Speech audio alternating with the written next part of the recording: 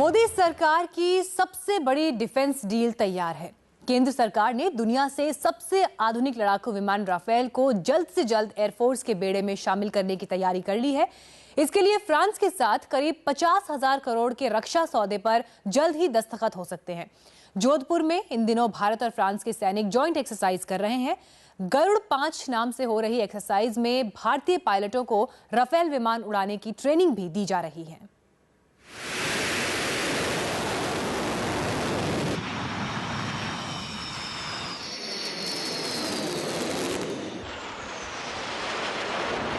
जोधपुर का आसमान इन दिनों दुनिया के सबसे आधुनिक लड़ाकू विमान राफेल और सुखोई की गर्जना से गर्म है।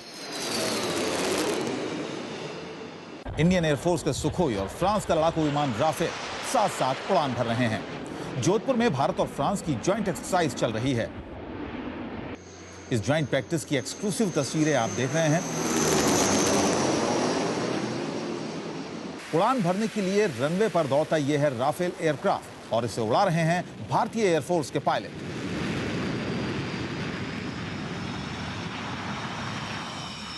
राफेल एयरक्राफ्ट उड़ान के लिए भारतीय पायलटों को फ्रांसीसी पायलट ट्रेनिंग दे रहे हैं। देखिए आसमान में परवाज भरते राफेल लड़ाकू विमान और फिर भारतीय एयरफोर्स के पायलट ने कितनी सफाई से इसे जमीन पर उतारा।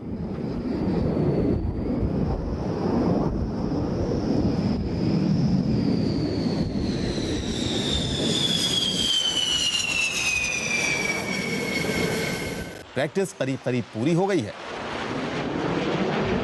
इस ज्वाइंट एक्सरसाइज की वजह है राफेल जल्द ही इंडियन एयरफोर्स का हिस्सा बनने वाला है। भारत जल्द ही फ्रांस से 126 राफेल एयरक्राफ्ट खरीदने वाला है। माना जा रहा है कि अगले 3 महीने में यह डील फाइनल हो जाएगी। इसके लिए जोधपुर में 2 दिन पहले भारत और फ्रांस की एयरफोर्स के बीच दोनों देशों के रक्षा अधिकारियों की बैठक हुई है। दिल्ली में रक्षा मंत्रालय के अफसर इसे अंतिम रूप देने में जुटे हैं।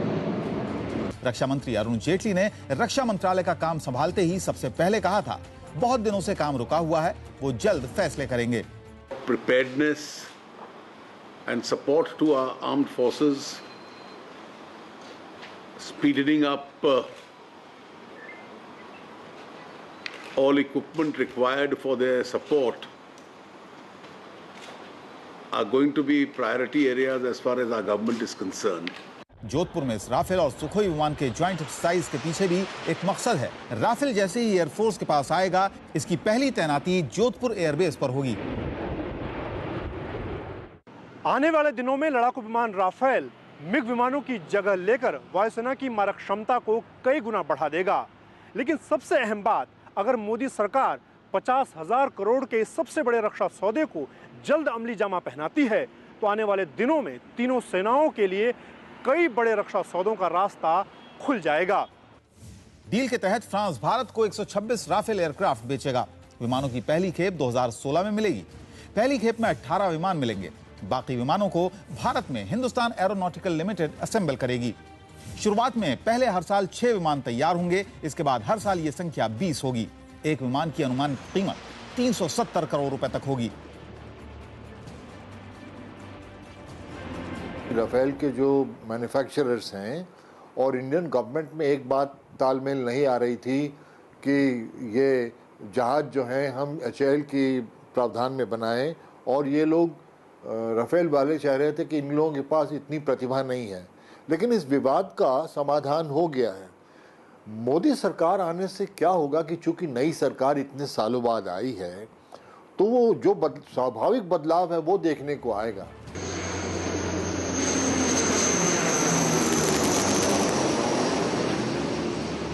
जोधपुर में यह ट्रेनिंग 13 जून तक चलेगी।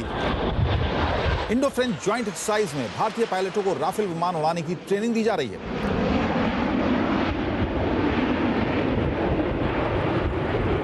वहीं फ्रांस के पायलट सुखोई विमान उड़ा रहा है। करीब 40,000 फीट की ऊंचाई से दोनों देशों के जांबाजों ने टारगेट पर सटीक निशाना लगाया।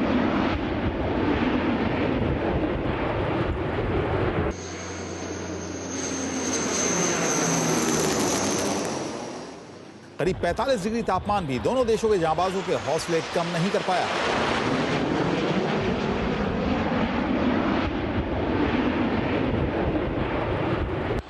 पायलट्स को गर्मी से बचाने के लिए विशेष तरह के हेलमेट और कूल वेस्ट दिए गए हैं।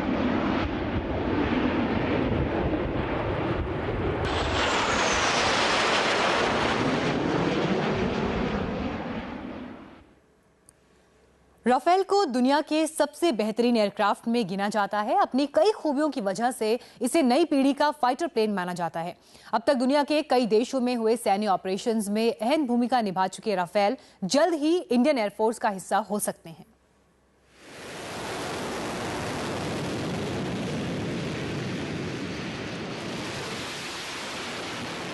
सही और सटीक निशाना, 1300 से 1800 किलोमीटर प्रति घंटा रफ्तार,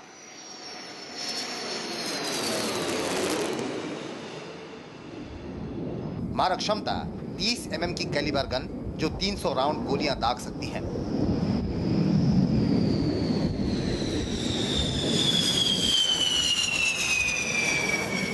चार 4000 किलोमीटर तक बारूद ले जाने में सक्षम। ऐसी कई खूबियां राफेल को दुनिया का आधुनिकतम फाइटर एयरक्राफ्ट बनाती है। राफेल की सबसे बड़ी खूबी यह है कि इस पर हवा से हवा और हवा से जमीन पर मार करने वाली मिसाइलें भी लग सकती हैं। जुलाई 1986 में अपनी पहली उड़ान भरने के बाद राफेल 18 मई 2001 को फ्रांसीसी एयरफोर्स का हिस्सा बना और तभी से ये फ्रेंच एयरफोर्स और फ्रेंच नेवी में कई अहम जिम्मेदारियां निभा रहा है। 2002 में मिशन अफगानिस्तान के दौरान राफेल ने कई अहम कारनामे कर दिखाए। मिशन अफगानिस्तान के दौरान क्रश प्रोग्राम में लेजर गाइडेड बम छोड़े जाने जैसे अद्भुत करतब दिखाकर राफेल ने अपनी ताकत का लोहा मनवाया। राफेल 50 फीट लंबे, 17.5 फीट ऊंचे और करीब 21.5 टन वजनी राफेल विमान वाहक पोत से भी उड़ान भर सकने में सक्षम है।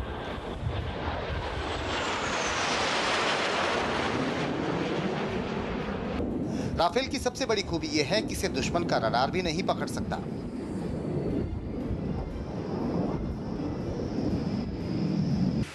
इसका विंग स्पैन यानी डैने 35.5 फीट होने के साथ ही इसमें कुल 4700 किलोग्राम ईंधन भरने की क्षमता है। ये जहाज 1000 नॉटिकल माइल या 1800 किलोमीटर की दूरी तक, रेडियस तक कहीं भी वॉर करने में अपनी क्षमता से जा सकते हैं। अगर इसमें एयर रिफ्यूलिंग का पार किया तो ये सीमा बिल्कुल असीमित है, आप कहीं भी चले जाइए। अब जानते हैं भारतवर्ष में 3 रिफ्यूलर हैं और अगले 3 सालों में और 10 रिफ्यूलिंग हवाई जहाज़ों की आने का प्रावधान है। राफेल लगभग 55,000 फीट की ऊंचाई पर उड़ान भरने में सक्षम है। इसकी मारक क्षमता 3700 किलोमीटर तक है, जो किसी भी अन्य लड़ाकू विमानों की तुलना में कहीं ज्यादा है। खास बात यह है कि राफेल परमाणु हथियार ले जाने में सक्षम है। राफेल से परमाणु बम भी छोड़े जा सकते हैं। खास बात यह है कि इसमें एक AESA रेडार है और ये रेडार जो है इलेक्ट्रॉनिक तरीके से सामने पूरे स्काई को देखता रहता है, स्कैन करता रहता है। पहले क्या होता था कि वो रेडार खुद घूमता था, अब उसको घूमने की आवश्यकता नहीं है। और आने वाले नियरली 5th जनरेशन एयरक्राफ्ट में ये एक नई चीज है। राफेल की एक और खासियत यह है कि यह मिराज 2000 से काफी मिलता जुलता है। इंडियन एयरफोर्स मिराज विमानों का पहले से ही इस्तेमाल कर रही है। राफेल के एयरफोर्स में शामिल होने से फेज आउट हो रहे मिग श्रेणी के 120 विमानों की जगह भरी जाएगी। Manjeet Singh Negi, India TV.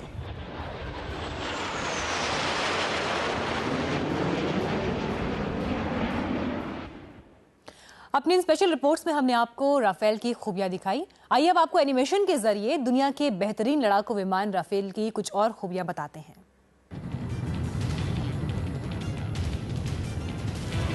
Rafale में 6 MICA air to air missile होती हैं और 3 लेजर गाइडेड AASM बम लगे होते हैं।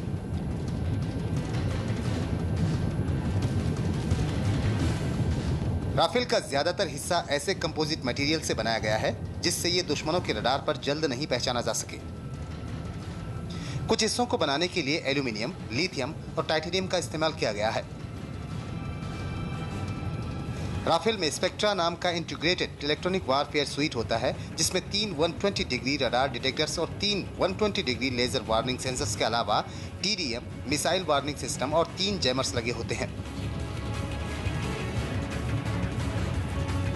विमान के आगे OSF long range video system होता है, जो विजुअल्स के साथ ही इंफ्रारेड वेवलेंथ पहचानने का भी काम करता है। इसमें RBE electronically scan array radar 40 aircraft को ट्रैक कर सकता है और 8 को निशाने पर ले सकता है। प्लेन बहुत धीमी रफ्तार पर हो या फिर क्रैश भी होने वाला हो, दोनों ही सूरत में इजेक्शन सीट से पायलट खुद को सुरक्षित तरीके से निकाल सकता है।